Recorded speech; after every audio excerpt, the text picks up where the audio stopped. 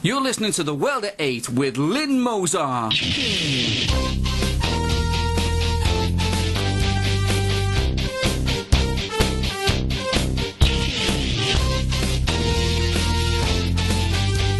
World at 8, the number one in nationalist news. Headlines of the news today, Friday the 27th of April. War of words in Scotland between Labour and the SNP. Investigation of electoral fraud in Tower Hamlets. Pilot scheme to give 13-year-old girls the morning after pill. Salford British National Party takes over the hustings from Labour. From the belly of the beast, Griffin MEP. Liberian ex-president found guilty of war crimes. Drugged £200 bear drops out of tree in the United States. UK news. A war of words has been going on between Labour and the SNP in Scotland. The argument escalated after a report by the SNP saying that since the year 2007, a tenth of Labour councillors have left their party to join other political parties or become independent. The Labour Party is finished in Scotland, one nationalist reporter has said. If the Scots can kick them out, then so can the English. Investigations of electoral fraud in Tower Hamlets are underway by the Metropolitan Police. The resulting report will highlight the voting discrepancies which resulted in a win for Labour in the 2010 general elections and the surprise defeat of Nick Griffin of the British National Party. One of the items being looked into are the legalities of 1- and 2-bedroom flats having 10 or more registered voters, which were discovered just weeks before the council elections. When Hodge gained the most votes in Tower Hamlets and won her seat there, independent investigators discovered that there were more than 20 voters at one address alone. A nationalist spokesperson commented, "This investigation is long overdue and will turn over many stones to the embarrassment of the Labour Party, whose voting tactics are becoming well known now." There is outrage amongst parents concerning the pilot scheme for the NHS to give the pill to girls as young as 13 without parental consent or knowledge. This latest bit of social engineering is being piloted in the Isle of Wight in the south and Manchester in the north. It is manna from heaven for the Muslim paedophile gangs in Britain, just what they want. The next thing will be the age of consent will be lowered and Harriet Harman and the Paedophile Information Exchange will have got what it wanted. The Salford British National Party turned out in force to face down the Labour Party at the live BBC radio broadcast of the Salford mayoral hustings last night in Manchester, but Labour never showed up. These cowards made their excuse and said their reason for not turning up was that the British National Party was attending. Apparently during the session a recording was played and communist anti-British hate spilled out. People in the audience were wondering if that was legal at a hustings, but as Labour in Salford pulls the strings, they always get their way.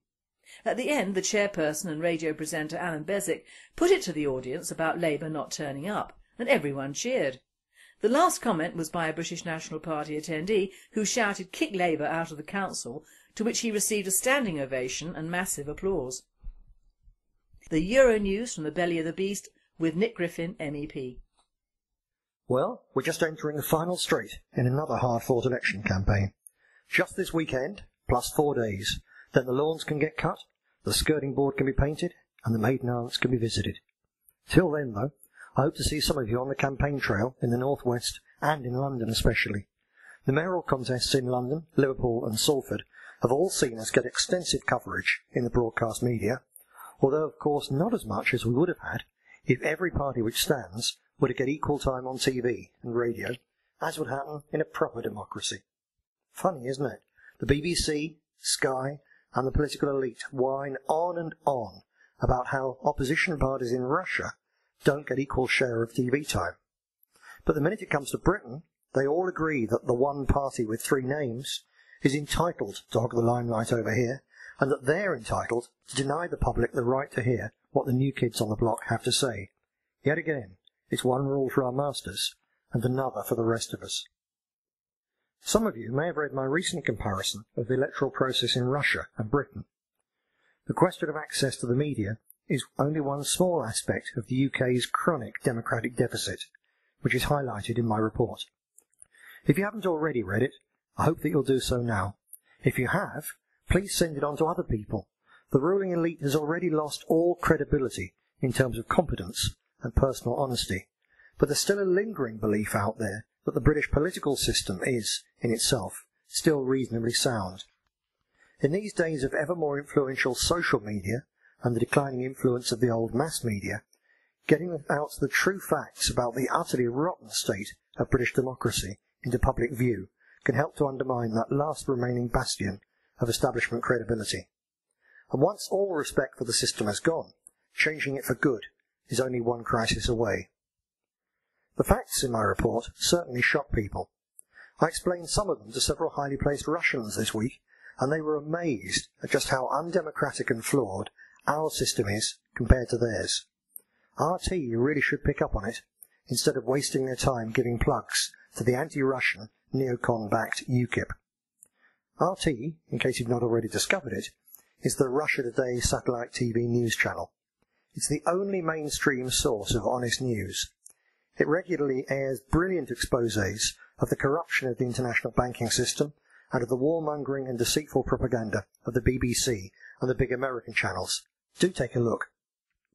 The Russians who were with me in the belly of the Brussels beast this week were part of a delegation including Valery Yazev, a member of the Russian Parliament, the Duma, who is president of the Russian Gas Society, and a highly qualified mining engineer and economist. Mr. Yazev was the main speaker at a conference on the potential for cooperation between Russia and the EU. This is not a subject that appeals to the fundamentally anti-Russian majority in the Parliament, but it is one that makes sense and appeals enormously to us in the nationalist minority. I was pleased to hear this top-flight energy expert saying all sorts of things that echo the British National Party's own analysis and policies in this wide-ranging field. He spoke of resource exhaustion, of the need for ultra-safe modern nuclear power as a vital part of the energy mix, of how wind and solar power have potential but are at present in their early stages of development and need not much more research, and, in response to a question from me, of how the thorium reactors we advocate are likely to dominate energy production all around the world in 20 or 30 years. Also very welcome were his comments on man-made climate change, which he described as total nonsense. As I tweeted from the meeting, I like this man.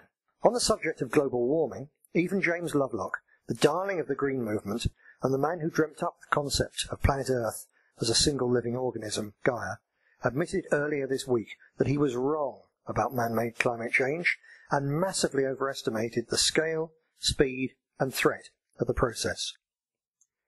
So we see the theory of man-made greenhouse gas, carbon-based global warming in retreat and collapse. The hoax of the 21st century is dying on its feet. And yet, in Westminster and in Brussels, our masters are pressing ahead with their insane plans to spend billions and pile on so-called green taxes, fighting a malignant tooth fairy. The EU in particular is dominated by people who, having lost all touch with scientific reality and common sense, are determined to deindustrialise Europe in order to save polar bears from having to swim long distances between icebergs, the very thing, of course, for which these cuddly killers are designed. Whether the Europhiles will get the chance to impose their latter-day mercantile plan is, however, another matter entirely. It's becoming increasingly possible that the entire EU project could simply collapse under the weight of its own contradictions and sheer economic unviability, just like the previous exercise in socialist utopianism, the USSR. When they came up with the idea of a single European currency, they knew all along that it would in due course create a financial crisis on account of the productivity gap between Germany and the Mediterranean states. That was all part of the plan, because they believed that such a crisis would be beneficial, in that it would open the way to the solution they wanted all along, for Germany to bail everyone out in exchange for total economic union. What they failed to see, however, was that the planned productivity gap crisis would end up being rolled together with a gigantic crisis of the world debt-based banking system, hitting the buffers with the end of the cheap energy that made economic expansion the norm. So now they have a crisis that they cannot manipulate, control, or cure. Their game is nearly up. Human history will not end, as the globalists were so convinced only a few years ago. Human history is not a straight line about to come to an end. It's an ever-turning wheel. The age of empires and globalism is at an end. The time of nations and their freedom is coming around again.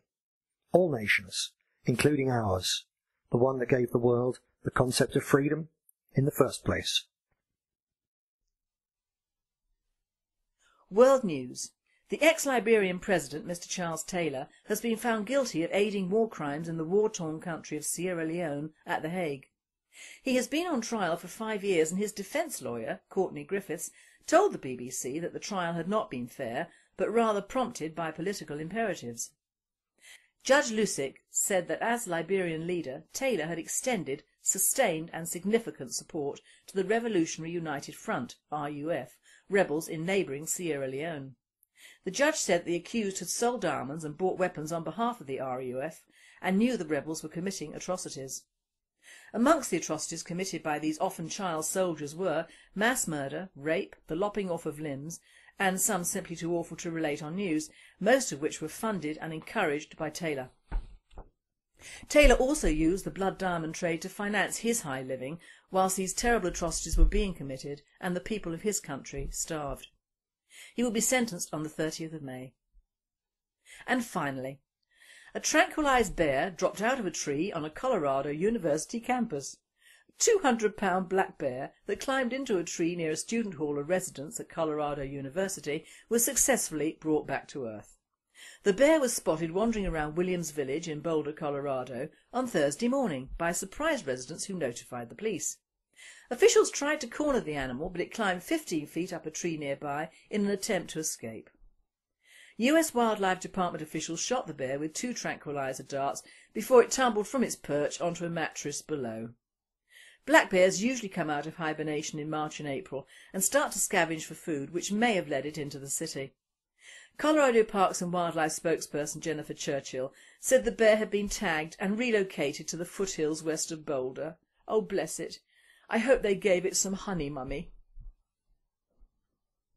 From all the team at Radio Britain, our thoughts are with the many party officials, members, activists and supporters who have made the push for the Greater London Assembly mayoral elections possible these past weeks, and especially for our candidates in London and not forgetting those in Liverpool and Salford. This is a pivotal time for the British National Party and all who sail in her.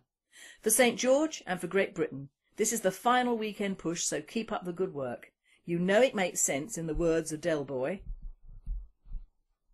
You have been listening to The World at 8.